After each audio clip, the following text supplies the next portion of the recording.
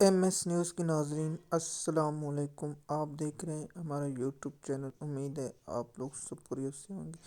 آج کا ہمارا ٹاپک ہوگا کہ صدر مملکت نے قومی اسمبلی کا اجلاس بلانے سے انکار کیا ہے یا نہیں، اس کے بارے میں انفارمیشن دیں گے۔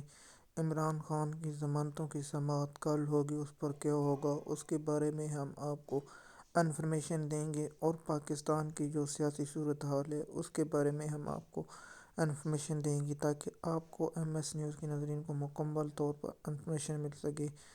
سب سے پہلے صدیق جان نے ٹویٹ کیا کہ صدر مملکت نے قومی اسمبلی کا اجلاس بلانے سے انکار کر دیا ہے۔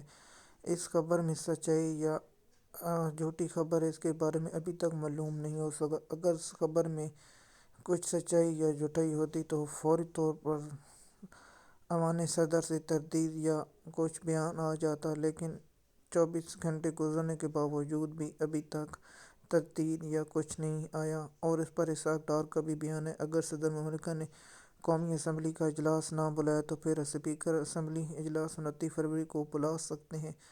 اس اجلاس کو بلا سکتے ہیں یا نہیں اسپیکر، اس کے بارے میں مختلف ہم قانونی پہلو دیکھیں گے، پھر آپ کو انفارمیشن دیں گے۔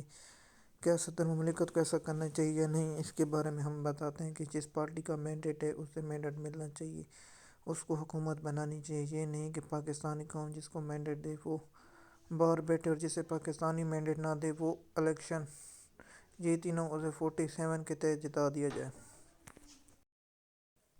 اور دوسرا مین ٹاپک ہے ہمارا عمران خان کی ضمانتیں کب ہوں گی۔ عمران خان کی ضمانت کے لیے کل اسلام آباد ہائی کورٹ میں سماعت ہوگی، یا صبح 9 بجے یا دوپہر 2 بجے ہوں گی۔ ابھی تک ٹائم معلوم نہیں ہو سکا، لیکن کل عمران خان کی سماعت ضمانت کے لیے ہوگی۔ جیسے بھی اپڈیٹ ہوگی ہم آپ کو کل ویلاگ میں عمران خان کے بارے میں انفارمیشن دیں گے۔ اور تیسرا ہمارا ٹاپک ہے کہ پاکستان کی سیاسی صورتحال بدلتے ہوئے اس وقت قومی اسمبلی اور کس پوزیشن ہے، اس کے بارے میں بھی ہم آپ کو آگاہ کرتے رہیں گے۔ اس لیے آپ نے ہمارا یوٹیوب چینل پر بنے رہیے تاکہ آپ کو مکمل انفارمیشن ملے۔ پاکستان کی سیاسی صورتحال اور سپریم کورٹ اور عدالتوں میں کیس عمران خان کے چل رہے ہیں، اس کے بارے میں ہم آپ کو آگاہ کرتے رہیں گے۔ پاکستان ایم ایس نیوز کے ناظرین، شکریہ۔